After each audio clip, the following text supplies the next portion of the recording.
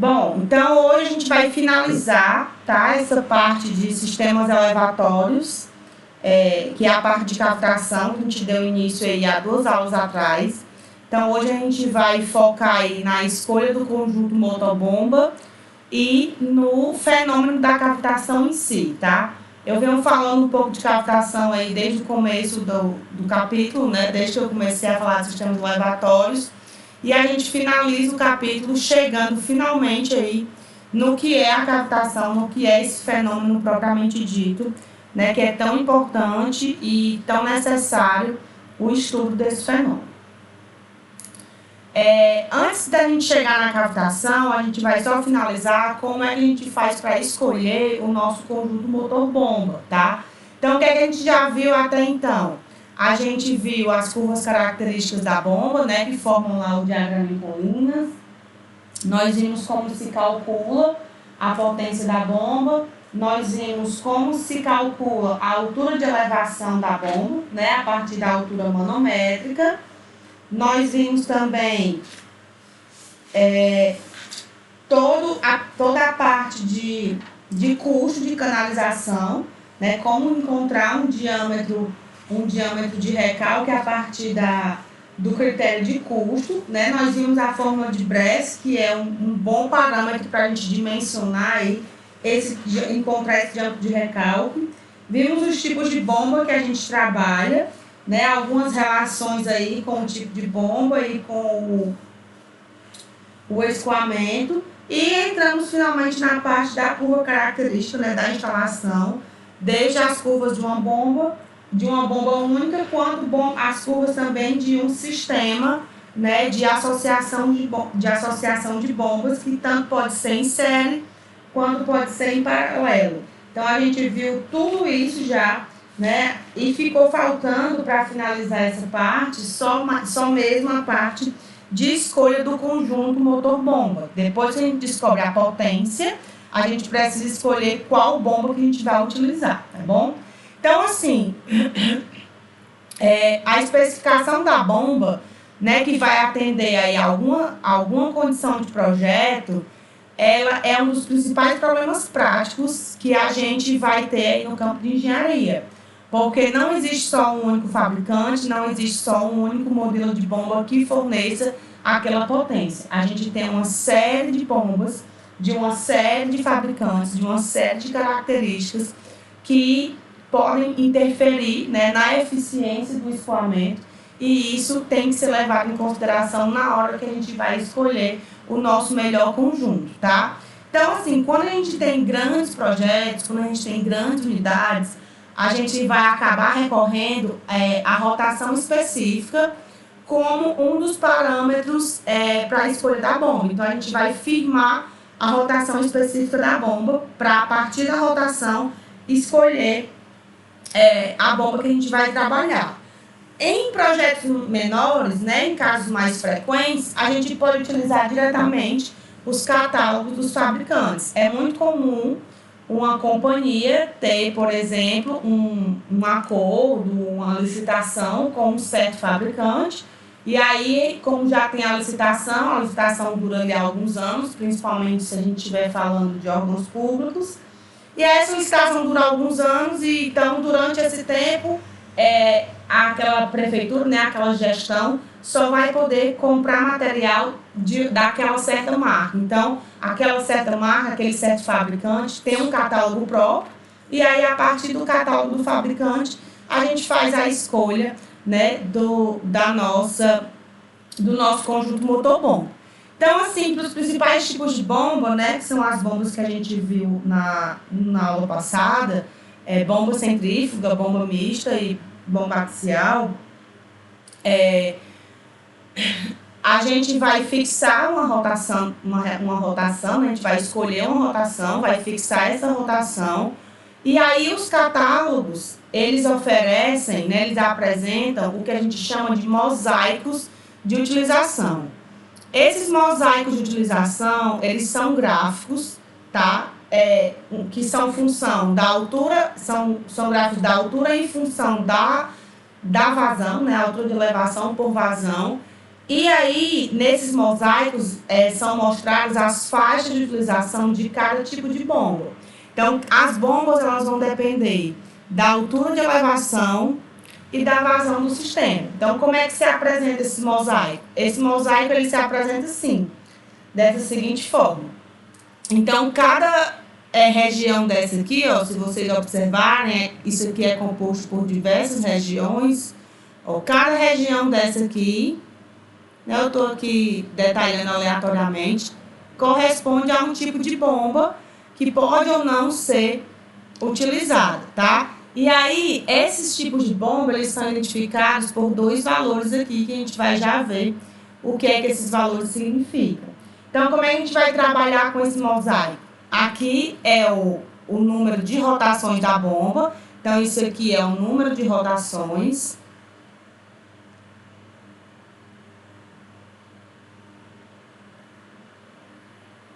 Ele é um número pré-definido, então a gente define isso aqui antes, né, de acordo com o catálogo que a gente tem. Então, ele é pré-definido.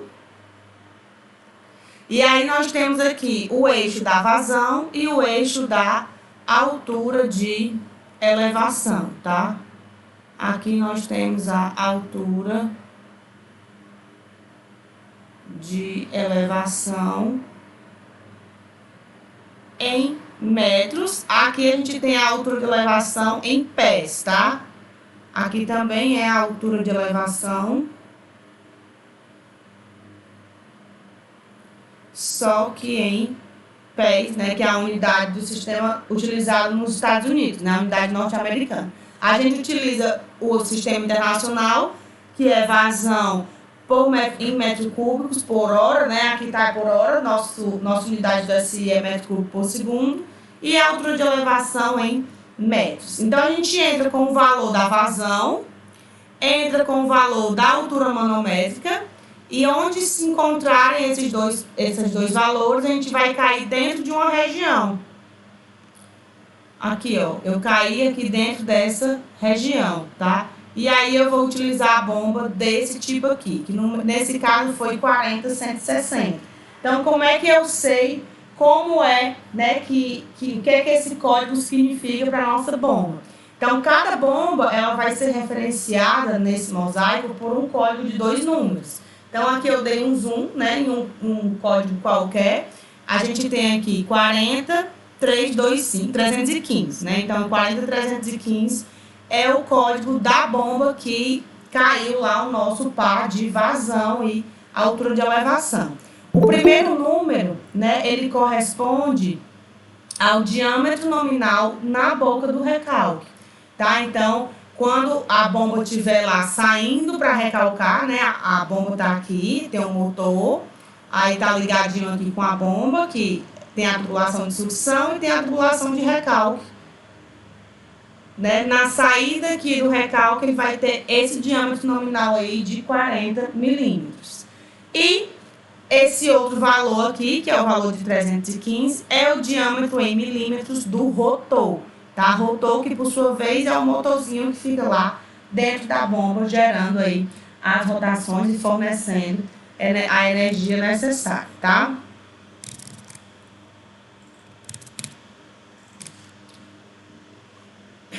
Em geral, tá, os fabricantes eles apresentam as curvas características de diversos diâmetros de rotor para cada série da bomba. Então, tipo, essa bomba aqui, que teve aí a bomba 40315, ela vai ter uma série de curvas de rotor, tá, para aquele mesmo tipo. Então, os fabricantes eles têm que fornecer essas informações, né, como a gente já conversou. É preciso muito controle tecnológico para a gente saber certas características, então cabe ao fabricante fornecê-las mesmo. E para cada série de bombas, a gente vai receber um catálogo com várias curvas características de muitos diâmetros aí do rotor. Então, esse mosaico, ele permite uma pré-seleção da bomba, tá? A escolha definitiva da bomba que a gente vai colocar no projeto, na execução do projeto, ela vai ser feita através do diagrama em colinas, né, relativo à bomba pré-escolhida. Então, a gente pega o mosaico e aí com esse mosaico a gente faz uma pré-seleção da bomba e aí vai abrir o diagrama em colinas desse grupo.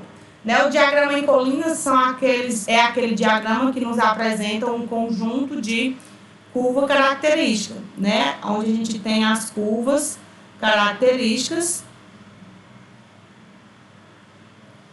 Que o que a gente faz? A gente faz aí a interseção entre a curva característica da bomba com a curva característica do sistema. Então, a gente vai ter uma série de curvas características aí, né, formando esse diagrama em colina para uma mesma bomba, dependendo do rotor, e aí a gente vai escolher nossa melhor alternativa a partir desses diagramas que são fornecidos aí pelo fabricante, tá? A respeito da instalação das bombas, tá? Da instalação, da utilização e da manutenção, eu tenho aqui só algumas observações para fazer para vocês, tá? Então, assim, a primeira coisa que a gente tem que se preocupar é onde a gente vai colocar a nossa bomba ou o nosso conjunto de bombas.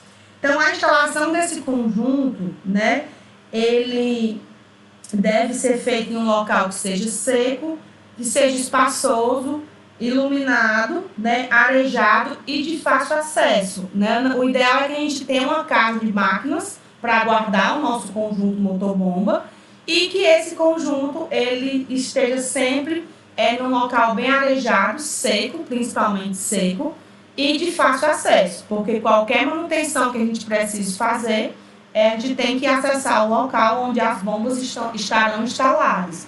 Então, esse local ele tem que ser de fácil acesso, tanto para manutenção através de pessoas, quanto fácil acesso também para maquinários. Né? Algumas bombas são de grande porte, então a gente não consegue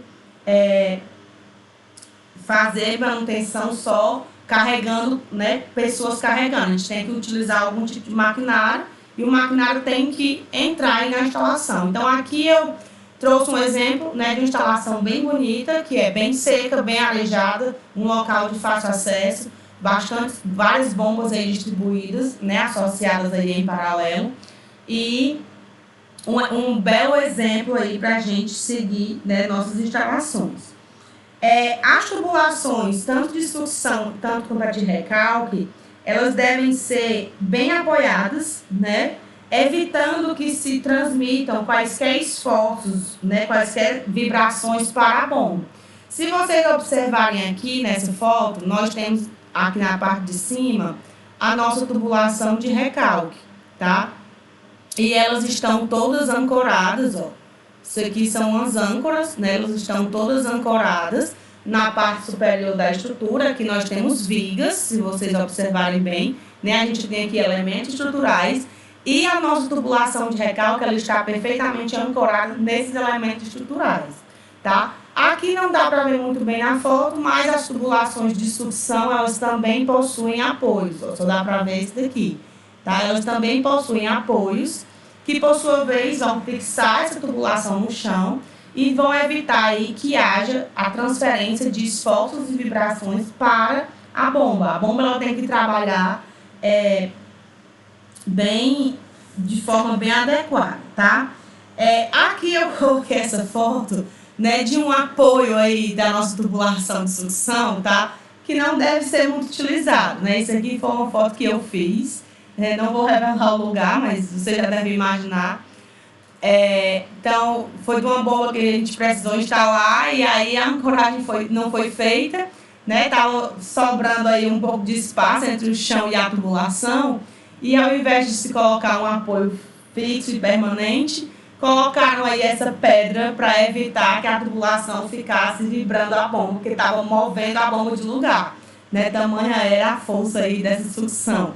Então, assim, não é muito adequado, mas eu coloquei aqui como exemplo a não ser seguido, tá? Só para vocês verem como é difícil a gente padronizar isso aqui. Na vida real, na teoria, é muito fácil dizer que tem que ter ancoragem, que tem que ter isso. Se a gente olhar para uma instalação dessa aqui, como dessa foto, a gente vê que é uma estação de bombeamento de alta tecnologia, de alto controle, né? Um lugar que você olha, são muitas bombas de alta potência. Então, isso aqui é um maquinário caríssimo. Você olha para uma bomba pé dura dessa aqui, é porque eu cortei a foto. Mas é uma bomba de 5 cavalos vapor, uma bombinha de 5 CV, para abastecer uma comunidade. Então, assim, a gente vê, né, que a grife é totalmente diferente, a gente acaba vendo como na teoria é tudo muito lindo, você dizer que tem que ancorar, né, que tem que fazer uma estrutura, tem que fazer um local adequado, mas quando você vai para a vida real que falta o recurso, cada um se vira como dá, né? Então, assim, é bem complicado, tá? Então, a bomba ela tem que estar o mais próximo possível, tá? Do líquido que vai ser recalcado. E a tubulação de sucção, ela tem que ser o mais curta possível também, né? Para evitar aí muita perda de carga na sucção. E o ideal é evitar também pontos altos aí na tubulação de sucção, tá? Se por acaso a gente for necessário instalar curvas na sucção, sempre dá preferência para curvas de raio longo, porque são curvas que reduzem a perda de carga nas tubulações.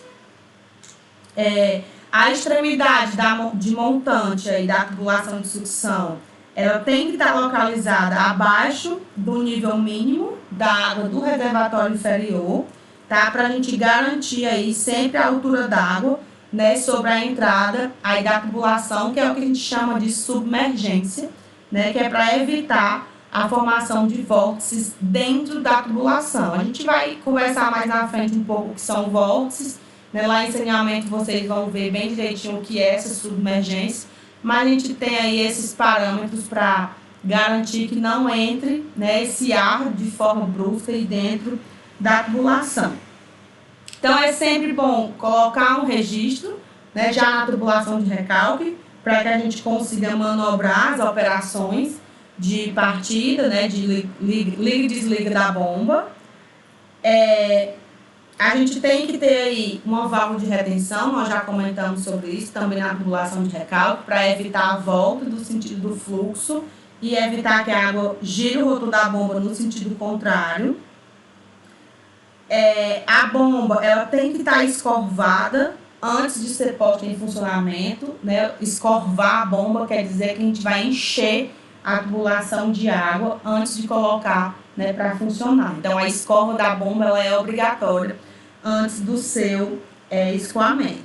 Então, é conveniente também, né, principalmente quando a bomba não está afogada, fazer uso aí da válvula de pé com o crivo, tá? É essa figurinha aqui que eu quis trazer para vocês. Aqui é a válvula de pé e isso aqui é o que a gente chama de crivo, que é essa peneirinha aqui que protege a entrada da tubulação contra qualquer coisa, né, de maior tamanho que possa entrar dentro da bomba e causar aí algum dano material à hélice do rotor. Então, a gente utiliza essa válvula de pé com crivo para evitar que entrem esses poluentes, né, de maior tamanho. Principalmente se a bomba não estiver afogada, né? Então, bomba afogada é diferente de bomba escorvada, tá? A escova da bomba é o ato que a gente faz de encher a tubulação de água antes de colocar o sistema para funcionar. Afogar a bomba quer dizer que o nível de instalação do eixo da bomba está abaixo do nível de água estático do reservatório que está sendo captada a água.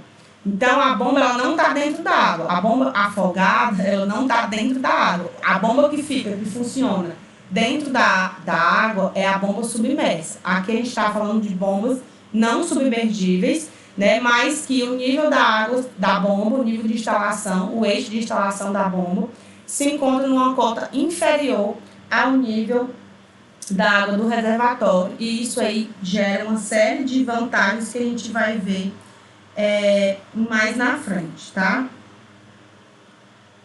Então, acho que eram essas as observações que eu tinha para fazer para vocês. Sempre lembrando que é super importante ter, né, um esquema de manutenção regular, né? Porque Se a gente não tiver um programa de manutenção eletromecânica, a gente não consegue garantir a vida útil, né, do sistema livre de avarias. E avarias em bombas custam muito caro. Reparos em bombas são caros. Então, é bom se evitar aí esse tipo de avaria. E esse tipo de avaria se evita, né, tendo a manutenção correta. Além da manutenção, também é bom que se tenha unidades reservas. Caso uma bomba dê problema, tenha outra para substituir logo, né? Porque ligar ao sistema para não colapsar, aí não colocar em risco o sistema de abastecimento. Então, sempre ter unidades reservas aí é muito importante. Aí eu trouxe um exemplo aqui para a gente falar um pouco sobre a escolha do rotor de bombas, tá? Que a gente já fez 2 exemplos, né? Trouxe 2 exemplos para hoje também, antes da gente começar a falar sobre cavitação.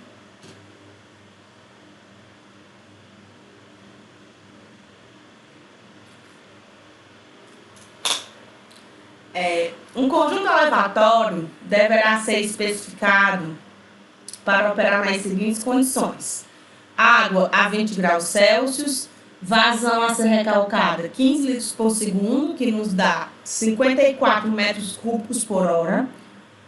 As tubulações são em material de aço galvanizado sem costura, com rugosidade de 0,15 milímetros.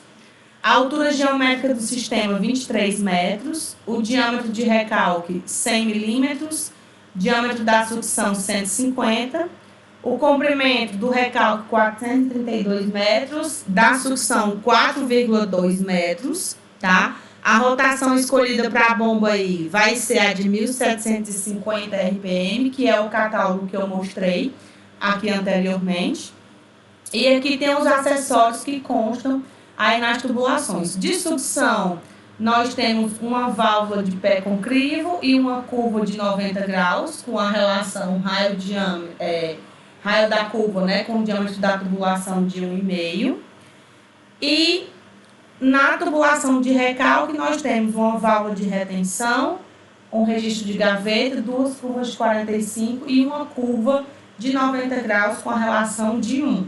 Tá? Determine o tipo de bomba, o diâmetro do rotor, o rendimento no ponto de funcionamento, a potência necessária à bomba e a potência elétrica do motor. Então, a gente vai escolher aqui qual a bomba que a gente vai colocar através dos dados e utilizando o mosaico que a gente acabou de ver. Então, antes de qualquer coisa, a gente precisa calcular a altura de elevação da nossa bomba. A única coisa que a gente sabe aqui é a nossa altura geométrica. Para calcular a altura de elevação da bomba, a gente precisa da altura geométrica e das perdas de carga no sistema. Essa perda de carga aqui no sistema, ela vai ser dividida em perda de carga da sucção e perda de carga do recalque, porque os diâmetros, eles são diferentes. Então, se eu tenho os diâmetros diferentes, eu preciso calcular as perdas de carga também aí de forma separada. Então, eu vou começar, tá, com as perdas de carga na sucção e no recalque. A perda de carga na sucção, ela vai ser equação universal, né, 0,0827, fator de atrito da sucção, o comprimento da sucção, a vazão e o diâmetro da sucção. E no recalque é a mesma forma, só que nós vamos ter um fator de atrito, um comprimento e um diâmetro específicos aí para o recalque. Então, a gente precisa calcular esses fatores de atrito e os comprimentos totais, né? Porque a gente não sabe. A gente tem que fazer o cálculo aí do comprimento equivalente na sucção e no recalque. Esses comprimentos, esse comprimento equivalente, ele é decorrente da soma do comprimento original da tubulação, que foi dado no enunciado, para recalque e sucção, mais os comprimentos equivalentes das peças, né, ó, que foram adicionadas tanto na sucção aqui, quanto no recalque, tá bom? Então, na sucção, a gente tem uma válvula de pé com crivo, e uma curva de 90 graus. O que é que eu fiz aqui? Eu peguei aquela equação lá das aulas de perda de carga localizada. Vocês até têm essa tabela. Perda de carga localizada.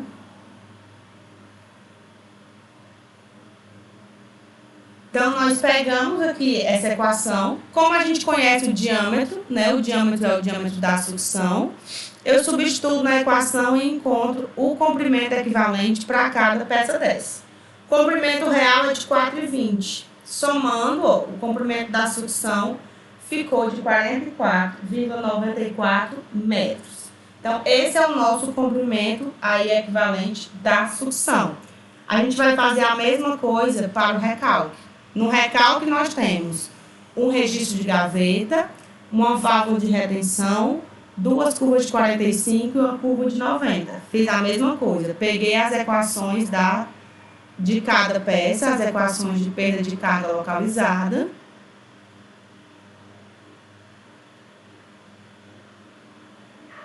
E aí, apliquei o diâmetro do recalque, que era de 100 milímetros, diâmetro do recalque, aqui. E encontrei os valores dos comprimentos para cada peça 10. Somei, então, ao comprimento real do recalque de 432 metros e encontrei o valor final aqui de 444,06 metros. Esse é o comprimento equivalente no recalque. Com os comprimentos, a gente pode aplicar aqui, né, o cálculo na equação da perda de carga. O fator de atrito, eu coloquei aqui direto, mas a gente sabe como é que calcula, né? 0,25 dividido pelo log da rugosidade por 3,7D mais 5,74 Reynolds elevado a 0,9, e isso aqui ao quadrado. E Reynolds é 4Q sobre π d Ni. Então, a vazão a gente conhece.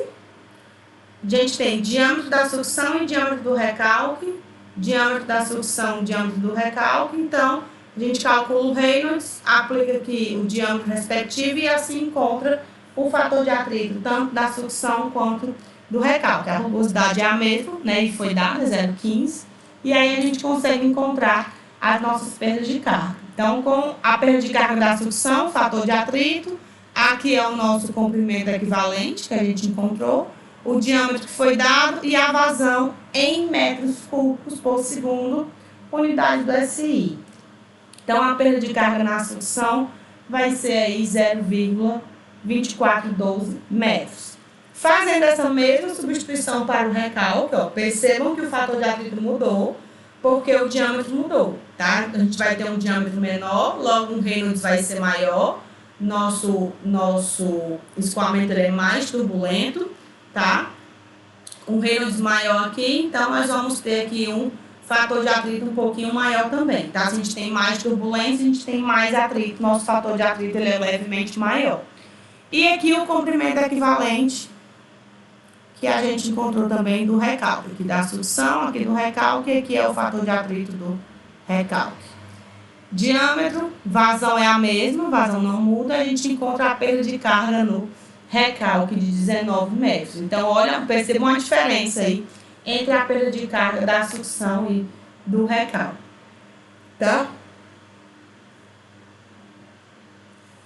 A perda de carga total no sistema, então, vai ser o somatório, né, das duas perdas de carga, sucção mais recalque. Então, nossa perda de carga aqui no sistema, ó, 19,24 metros. Com a perda de carga, a gente consegue calcular agora a altura total de elevação da bomba, que vai ser a altura geométrica dada no enunciado, mais a perda de carga que a gente encontrou, que é perda de carga da sucção, mais a perda de carga do recalque. Então, a nossa altura de elevação da bomba é 42,24 metros. Agora a gente já conhece o par ordenado. A vazão foi dado 54 metros cúbicos por hora e a altura de elevação 42,24. Com esse parzinho aqui, a gente pode entrar no mosaico, que possui rotação 1750, que foi a rotação escolhida, e encontrar qual vai ser o tipo da bomba que nós estamos procurando aqui para esse nosso sistema. Então, vamos aqui, ó. A vazão de 54 metros cúbicos por hora, ela está bem por aqui, e a altura de elevação de 42,25 está mais ou menos por aqui. Então, eu vou pegar aqui o pincel amarelo e a gente vai destacar, ó, qual é a nossa bomba. Foi essa bombinha aqui. O nosso ponto, ele tá bem aqui, tá? Essa bomba é a bomba 50315. Então, para a vazão, né, de 54 metros cúbicos por hora e a altura de 42,24, em uma rotação pré-estabelecida de 1750 RPM, uma solução possível para esse problema é a bomba da KSB Mega Norm, né, que foi o catálogo que eu escolhi. Eu até deixei aqui o catálogo aberto para mostrar para vocês depois, com tamanho de 50-315, tá? Essa é a bomba que a gente vai adotar. E aí, o que é que nós vamos fazer com ela? Nós vamos procurar o catálogo dessa bomba, 50-315, e a partir dele procurar o nosso diagrama de colinas ou as nossas curvas características para a partir daí continuar, né, escolher e encontrar a potência da bomba, porque a gente precisa do rendimento. Então, para calcular a potência da bomba, a gente vai ter que escolher qual o rotor da bomba. E esses dados são fornecidos também pelo fabricante, tá? Então, nós temos aqui a vazão pela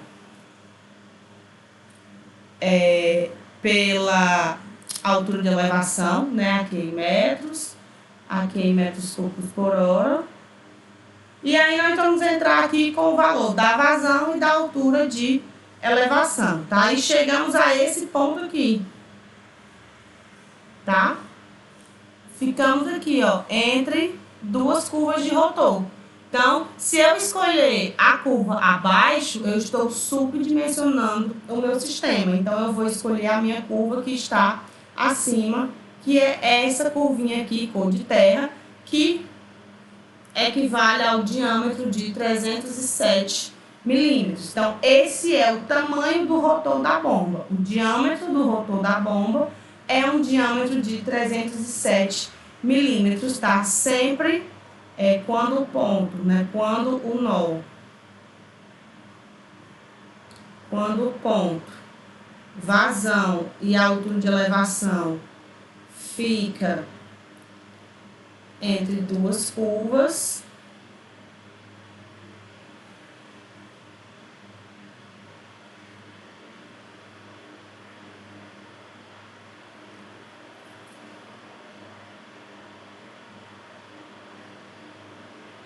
deve-se escolher a curva superior, ou seja, o maior diâmetro.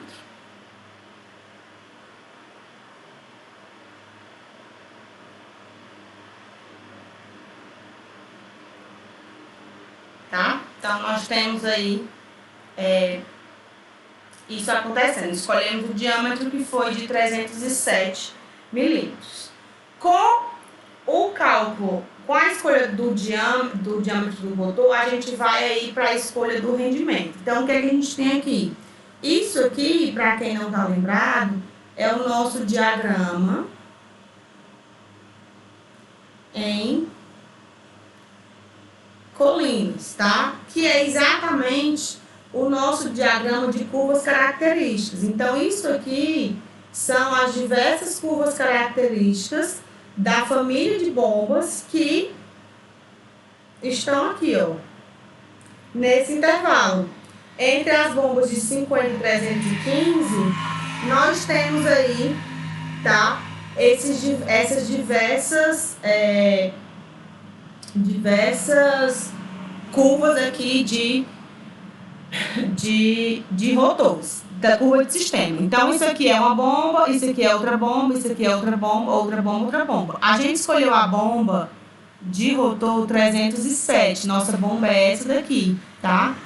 Então, o que é que a gente vai ter? Nós vamos ter aqui o nosso parzinho, ó, a altura do manométrica, né, a altura de elevação da bomba, e nós temos aqui a nossa vazão.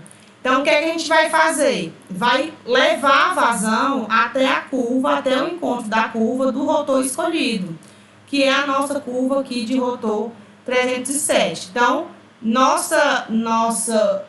nosso ponto de funcionamento está bem aqui, nessa bomba, né? A vazão aqui com essa bomba de rotor 307. E aí, nosso ponto está bem aqui. Ele está entre a curva de 60, deixa eu marcar aqui de outra cor.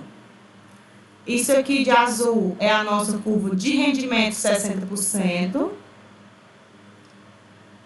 E isso aqui de laranja é a nossa curva com rendimento de 61,5%, tá? Então, nosso ponto aqui, ele está mais ou menos no meio. E eu vou considerar também que o rendimento da bomba vai ser esse aqui, de 61,5%, tá? Ou 61, né? Já que está aqui mais aproximadamente entre 60 e 61,5%, vou dizer que está ali com 61%. Então, a gente tem aqui, né, que para o ponto de funcionamento, vazão 54 e altura de 42,2, né, uma bomba com o diâmetro do rotor igual a 307, ó, percebam que aqui, na bomba de rotor 307, se a gente puxar a extensão, a altura manométrica ela está acima da altura, né, calculada. Então, a gente vai ter essa bomba vai ser suficiente e o rendimento será aí 61,5% ou 61, tá? Eu vou adotar 61 por conta que está no meio aqui das duas curvas, então eu vou adotar 61%. Aí a potência da bomba, então, fica fácil, né? 9,8, a vazão em metro cúbico por segundo, a altura de elevação calculada e o rendimento que a gente encontrou lá na curvinha de rendimento. A potência da nossa bomba, então, né? Isso aqui é a potência em quilowatts, tá? Foi 10,2, que dá uma potência de 13,87 cavalos vapor, que dá uma potência de 13,67 horsepower, né? Que é outra unidade aí de medida para bombas, tá? Cavalo vapor e horsepower são duas medidas de bomba. Então, a gente tem aqui alguns diâmetros, né, algumas potências comerciais em HP. 1,5, 2, 3, 4, 5, 6, 7,5, 10, 12,5, 15, 20, 25, 30, 40, 50, 60, 75 e 100. Então, a gente teria que adotar aqui uma bomba de 15 HP, né? Porque seria a nossa potência comercial. Ok? Para calcular a potência do motor, a gente utiliza essa tabelinha aqui, tá? Nós vamos pegar a potência da bomba, que foi o que a gente encontrou, e vamos acrescer de um percentual que depende dessa potência, ok? Então, se a potência da bomba for até 2 HP, nós vamos dar um acréscimo de 50%, ou seja, vou pegar a potência da bomba e vou multiplicar por 1,5, né? Estou aumentando 50%. Se for de 2 a 5, 30%, então, vezes 1,3. Se for de 5 a 10, 20%. Então, vezes 1,2. De 10 a 20, 15%. Então, é a potência da bomba vezes 1,15.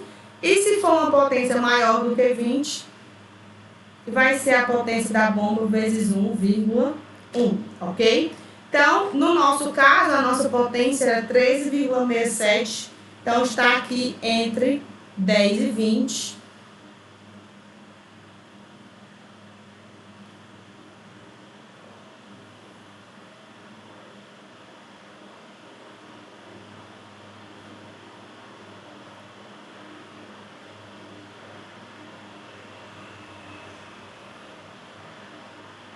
tá? Então, a potência do nosso motor aí vai ser de 15,72 HP, né? E a gente vai ter aqui uma potência comercial de 20 HP, tá? É a nossa potência comercial. Uma de 15 aqui do motor já não vai ser mais suficiente. Então, tem que levar sempre para o maior, tá? Por mais que passe pouquinho, mas tem que levar para o maior para evitar aí subdimensionamento do sistema.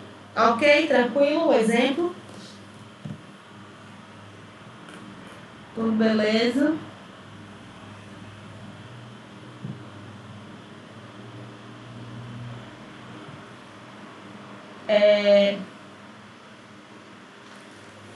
Nós vamos agora falar, né, do fenômeno da cavitação, tá? Propriamente dito, que é o fechamento, né, dessa parte de sistemas elevatórios. O que é que a gente fez aqui? Calculou tudo e agora quer saber se o sistema vai funcionar, né? Se o nosso sistema ele não vai ter problema. Eu trouxe aqui para vocês essas imagens de rotores de bombas, né?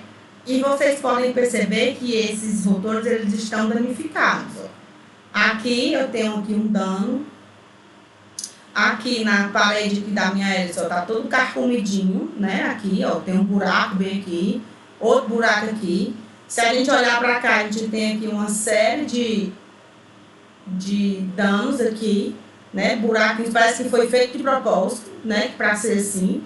Ó, as pares aqui, as bordas, algumas estão bem danificadas também, né? E você pode pensar que isso aqui foi causado por algum problema de, tipo, entrou uma pedra aqui dentro e fez esse estrago, né? Mas não, isso aqui acontece por conta do fenômeno da cavitação, ok? O que é esse fenômeno tão brutal que maltrata tanto, né, a nossa estrutura interna da bomba, danifica de tal forma que ela fica inutilizável. Então, a cavitação, o fenômeno da cavitação, nada mais é do que a formação e o colapso de bolhas de ar, né, de forma repentina, cheias de vapor dentro da cavidade da bomba, tá? Isso ocorre porque a pressão, né, do interior da bomba, a pressão ela desce abaixo da pressão de vapor abaixo da pressão de vapor do líquido bombeado. Então a gente tem a bomba quando ela entra na sucção, né, quando ela sai da sucção, ela sai com uma pressão muito baixa e vai para o recalque com uma pressão super elevada. E isso acontece em milésimos de segundos, num tempo muito pequeno. Quando a gente tem esse movimento brusco, essa diferença brusca de energia entre a saída da sucção e a entrada do recalque, que é exatamente quando o fluido está dentro da bomba, né? Aqui está a tubulação de sucção. Aí entra dentro da bomba e passa aqui para o recalque. Então, bem aqui, na saída da sucção, a gente tem, né, a bomba, na verdade, o esquema dela é meio que assim, né? Então, bem aqui a água ela tem uma pressão muito baixa.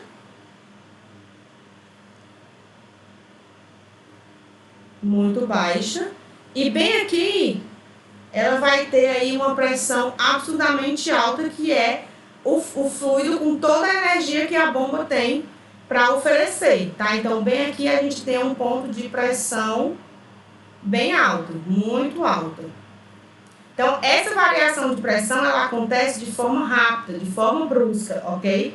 E aí, quando a gente tem essa diferença de pressão, o líquido, ele pode tender a atingir a pressão de vapor, tá? E a pressão de vapor é aquela pressão que, quando o líquido atinge essa pressão, ele muda de estado físico.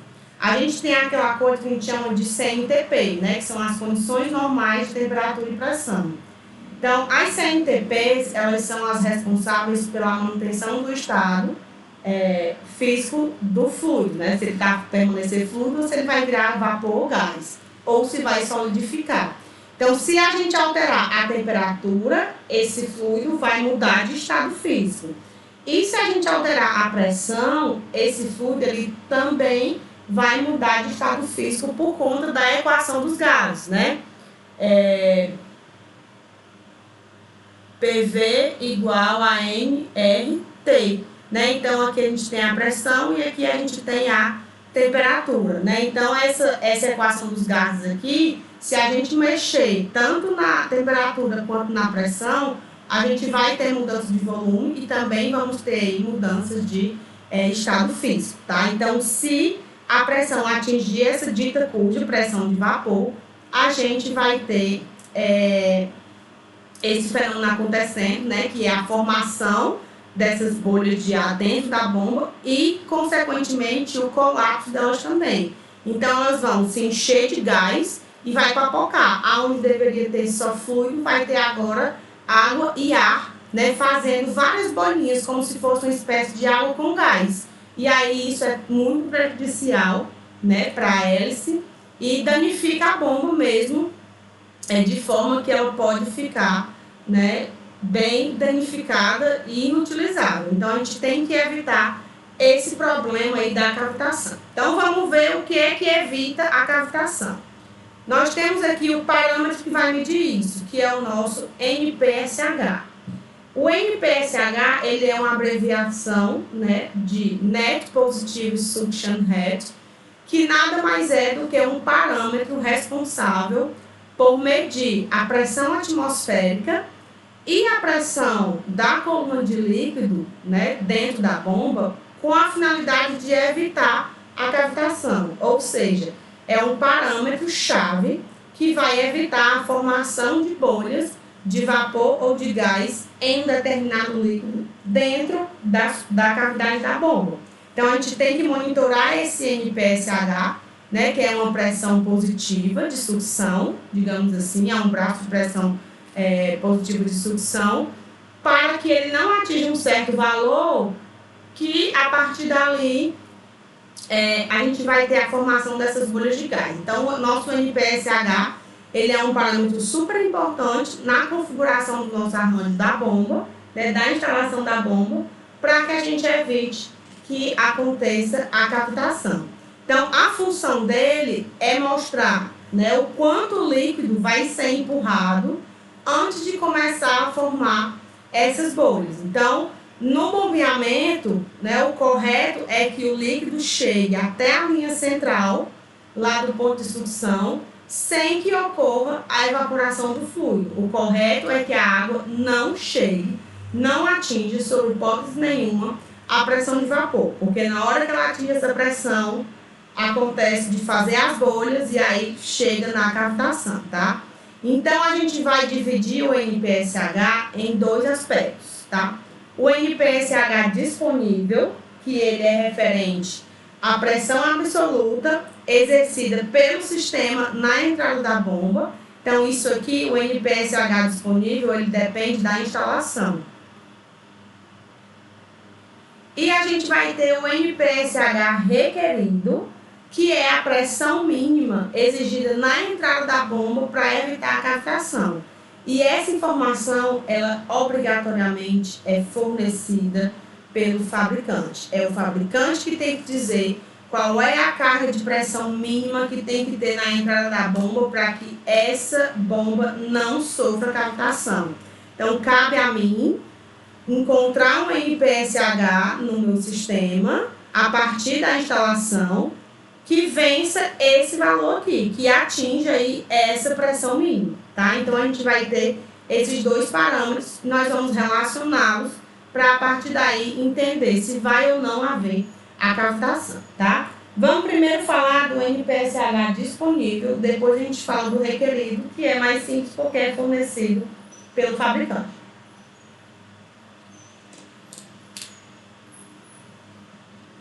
Então, nosso NPSH disponível, né, nada mais é do que a energia que o líquido possui em um ponto imediatamente antes do flange da sucção da bomba. Então, a gente tem aí, ó, esse ponto 2 aqui, é o nosso ponto imediatamente antes do flange de sucção da bomba. Então, o NPSH disponível é a pressão que está bem aqui. É a energia, né, a carga de energia, que vai estar bem aqui, logo antes da entrada da bomba. Isso aqui é o motor e isso aqui é a bomba. Então, a água vem da sucção, entra na bomba e passa para o recalque, ok?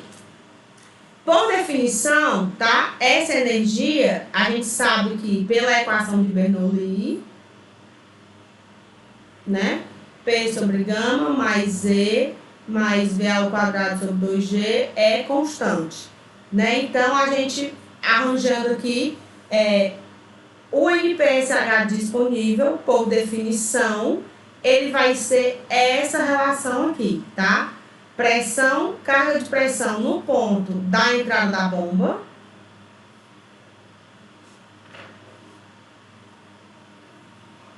né?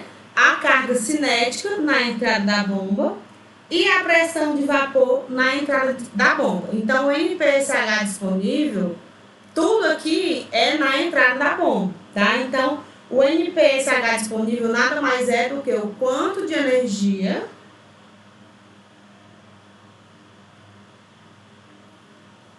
o sistema dispõe.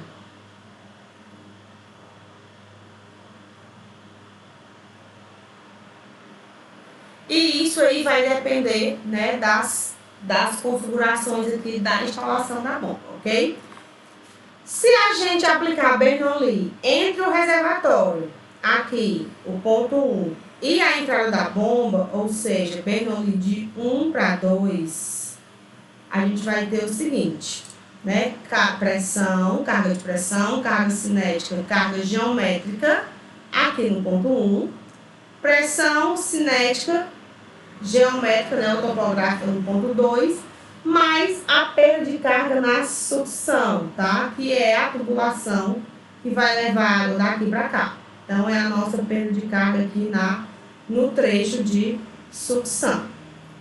Nós sabemos o quê? Que a velocidade aqui em 1 e a cota está sendo 0, porque a gente está considerando o plano Z1 como o nosso nível horizontal de referência. Então, a gente vai ter o seguinte, que, passei demais, a pressão em 1 sobre gama vai ser igual a pressão em 2 sobre gama, mais V2 ao quadrado sobre 2G, mais E2 mais a perda de carga na sucção, tá?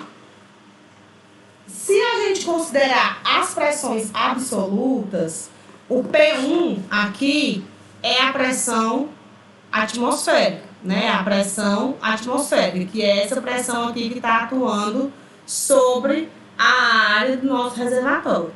Vai ser igual a P2 sobre gama, que aí são os dados aqui, né? E o nosso Z, que é essa distância entre o eixo da entrada da bomba e o nível do reservatório, que é o nosso Z, tá? Que seria aqui nosso Z2, ó. Essa distância aqui, Z. Ok?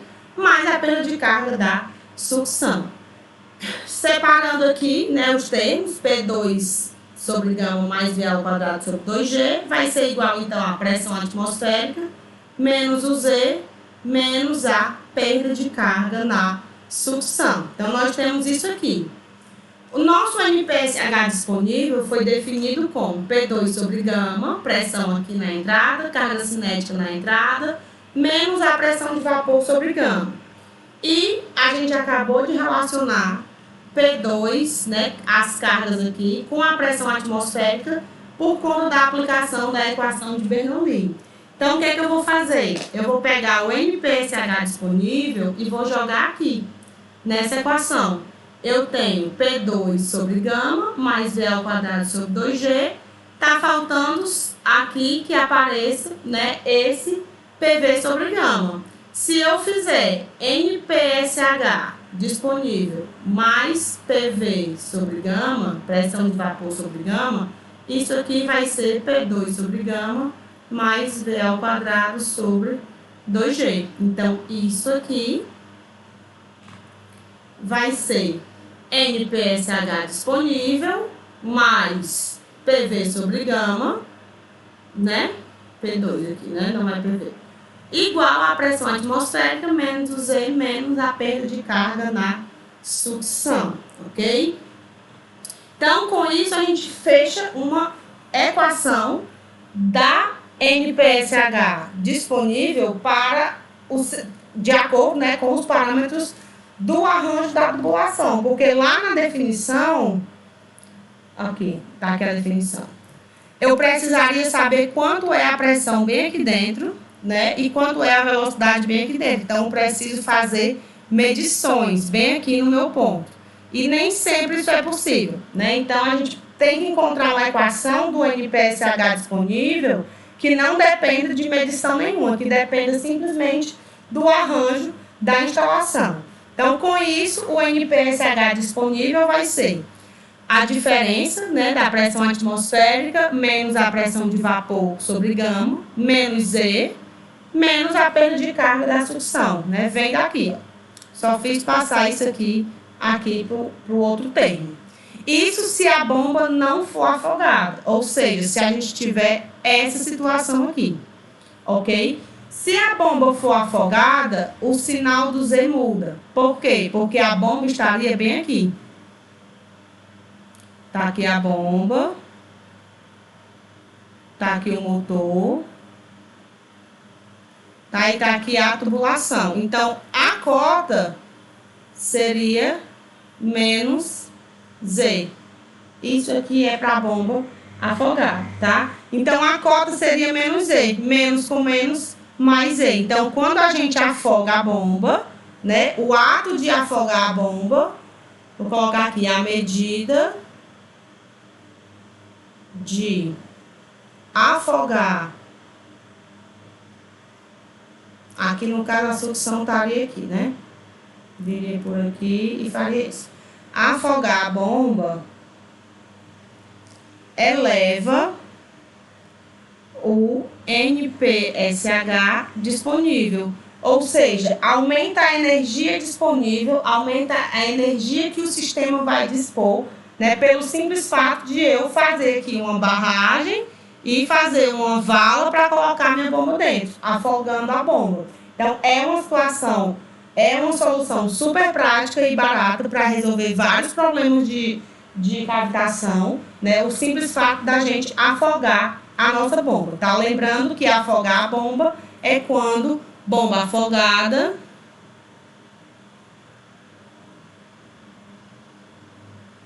é quando o eixo da bomba está em uma cota inferior ao nível do reservatório, tá? Nível do reservatório. Eu vou colocar aqui reservatório de captação só para vocês entenderem que é o reservatório que está sendo aqui captado, ok? Então, isso é afogar a bomba. Bomba afogada não é bomba submersa. Não esqueçam disso, por favor. O NPSH requerido, como eu já falei, ele é uma característica que é fornecida pelo fabricante, tá? Então, é uma característica da bomba fornecida pelo fabricante e é definida como a energia requerida pelo líquido para chegar, né, a partir do flange de sucção, chegar no seu destino final, chegar no reservatório, a partir do flange e mais a perda de carga que ela vai ter dentro da bomba e dentro da tubulação, né, até o ponto aí onde ganhará energia e será recalcada, ok? Então, é uma energia aí requerida, né, pelo fluido para conseguir vencer o caminho. O NPSH requerido, ele depende dos elementos de projeto da bomba, né, do diâmetro do rotor, da rotação e também da rotação específica, tá? Então, é fornecido pelo fabricante através de uma curva que é função da vazão.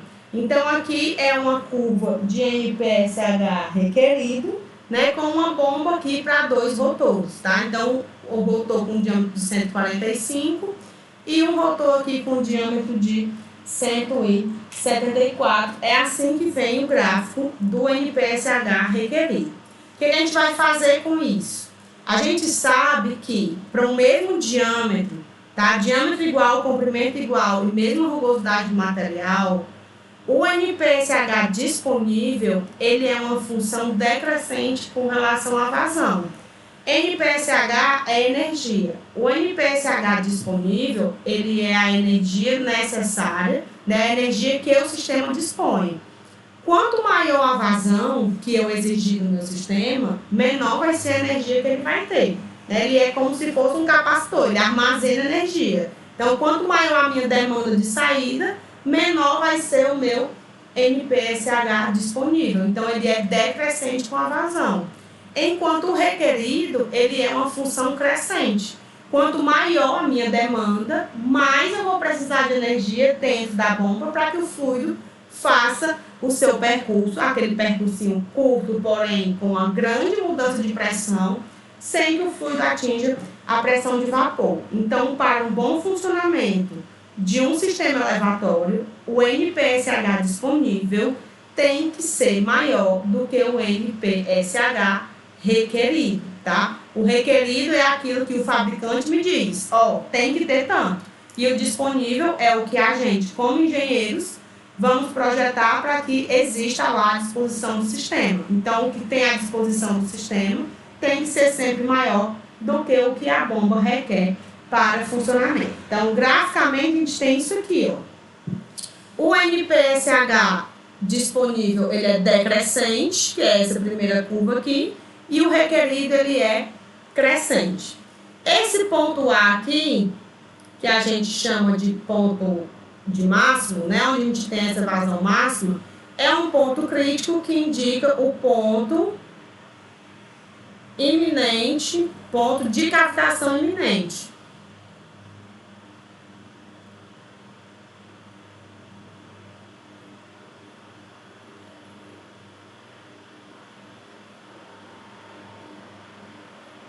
Ou seja, nesse ponto aqui, onde o NPSH disponível é igual ao NPSH requerido, a bomba está no limite do caos. Quando o NPSH requerido supera o disponível, acontece a cavitação. Então, a bomba vai sofrer cavitação, tá? Então, a gente só pode trabalhar daqui para cá. Então, a diferença entre o requerido e o disponível, a gente chama de folga. E é a folga que garante que não haja cavitação. Então, a folga garante que não haja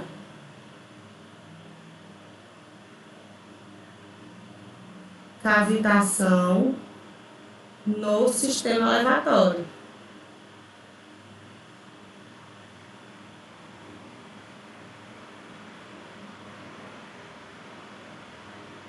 Então, nós temos que montar esse gráfico aqui. O requerido vem do fabricante e nós precisamos montar, né, a linha do NPSH disponível de acordo com o sistema que a gente tiver e com a vazão que a gente vai recalcar. Então, para efeito prático, tá? A folga, ela deve ter um valor mínimo de 50 centímetros para a vazão recalcada. Então, sempre o ideal é manter uma distância mínima aqui de 50 centímetros entre o NPSH requerido e o NPSH disponível, tá? Para nunca o nosso sistema funcionar com a vazão recalcada máxima aí na iminência da cavitação. Deixa eu só apagar isso aqui, porque ficou em cima.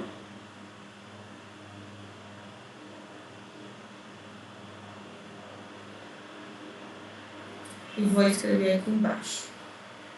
Se o NPSH disponível for menor do que o NPSH requerido, a bomba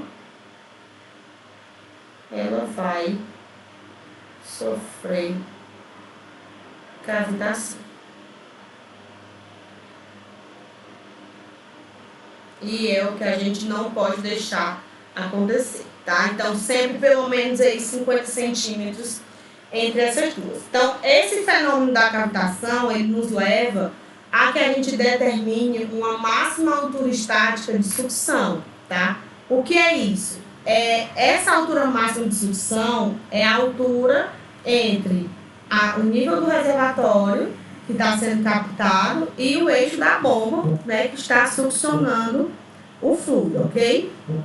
Então, essa altura máxima, ela define, basicamente, a cota de assentamento do conjunto motor-bomba em relação ao nível da água do reservatório. Então, quando a gente conhece a curva do NPE, do NPSH requerido, né, para uma certa vazão recalcada, a gente tem aí que a nossa altura máxima, né, da máxima altura estática da sucção, ela vai ser mais ou menos o NPSH requerido, que é o que depende do fabricante, menos a diferença entre as pressões, dividido por gama, mais a perda de carga na sucção, tá? O sinal positivo aqui corresponde à bomba afogada e o sinal negativo corresponde à bomba não afogada, ok? Então, a gente vai ver a aplicação disso aí no exemplo mais adiante. Na prática, tá? Esses valores aqui, na prática,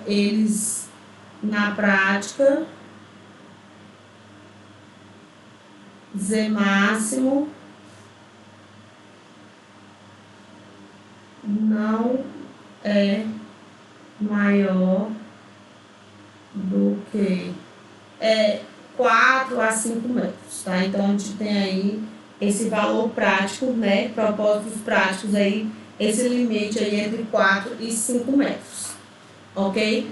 Para a gente determinar a pressão de vapor, né, e a pressão atmosférica, a determinação da pressão atmosférica é dada pela seguinte fórmula, né? Aqui é a carga de pressão, 3,6, que são os milímetros de mercúrio, 760 menos 0,081 H sobre 1000, tá? Essa equação é lá da mecânica dos fluidos, onde H é a altitude do local no eixo da bomba, tá? Em metros. Então, a pressão atmosférica, ela depende da altura do eixo da bomba, tá? Da altitude do eixo da bomba. E a pressão de vapor, ela é uma pressão que é tabelada.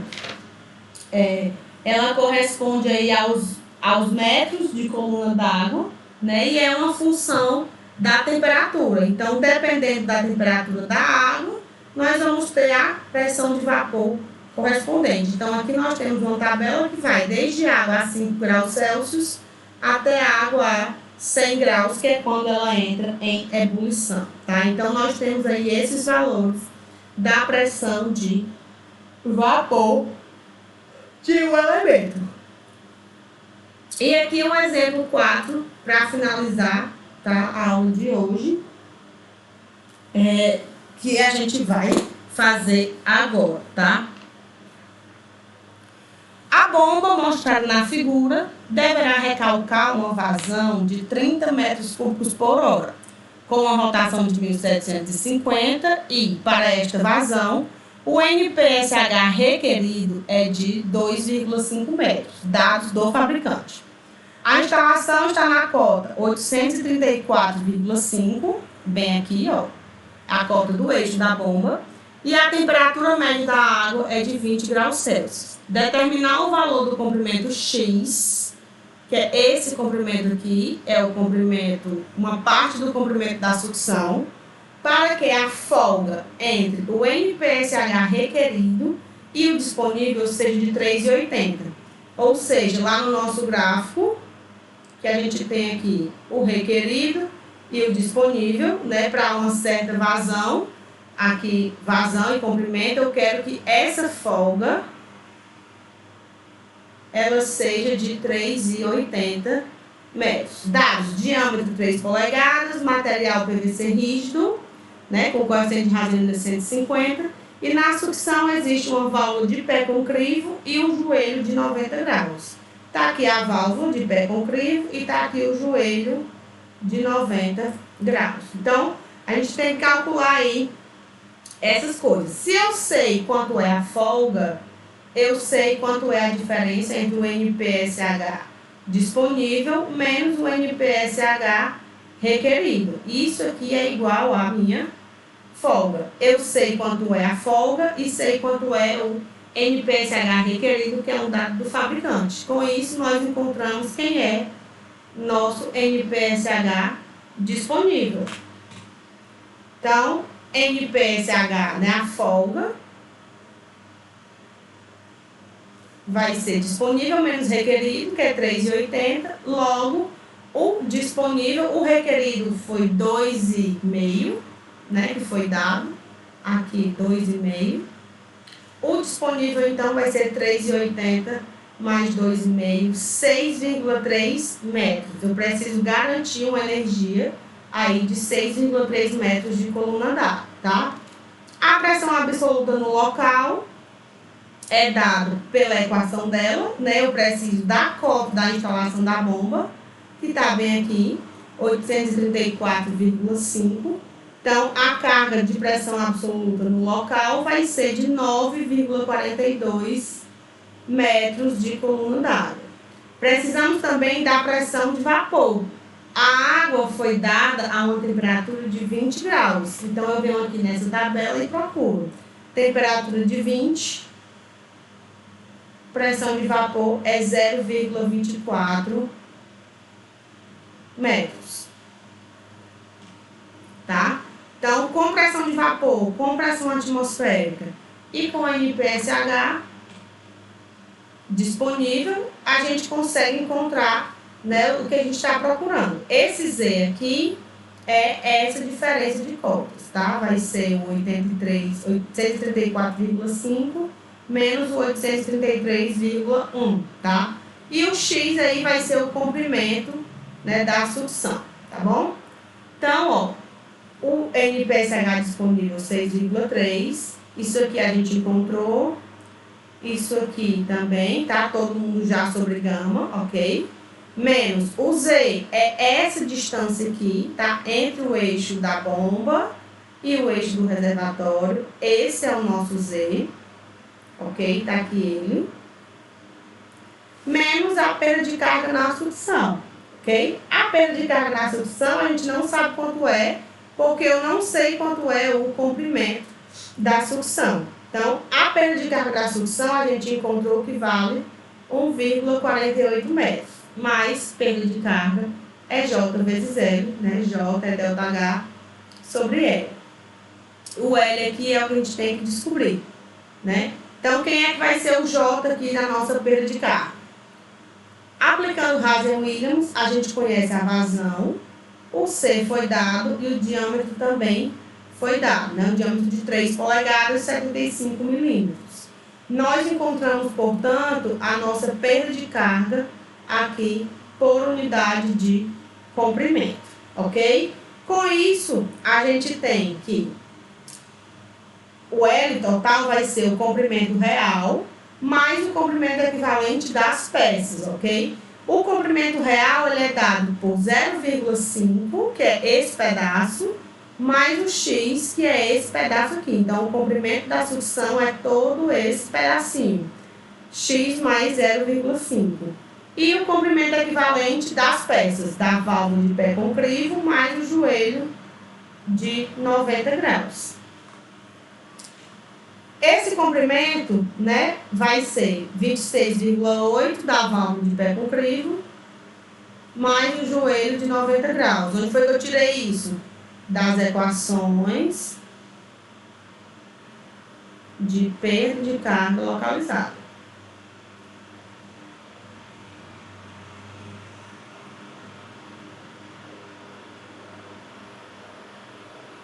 Então, o nosso X vai ser igual, né, a 1,48 dividido por J, menos 0,5 menos LE. Eu só isolei o X daqui, ó, 1,48 dividido por J, menos isso. Nosso X, então, vai ser 3,27 metros. Então, esse comprimento aqui, 3,27 metros, mais meio metro aqui, tá? A gente não tem aí um comprimento de sucção, né? Uma altura máxima de sucção entre 4 a 5 metros. Então, esse era o exemplo que eu queria resolver com vocês hoje. Tá? Então, nós encerramos aqui essa parte de captação, lembrando, né, que sempre vai depender do NPSH. Sempre o disponível vai ter que ser maior do que o requerido. E a diferença entre eles é a folga. A folga é o que garante que não vai haver captação. Então, aqui a gente sabe que não vai captar, porque a gente tinha uma folga de 3,8 metros, que é uma boa folga. Então, com esse comprimento aqui de tubulação, a gente garante que essa folga seja mantida e que não haja captação no nosso sistema. Ok?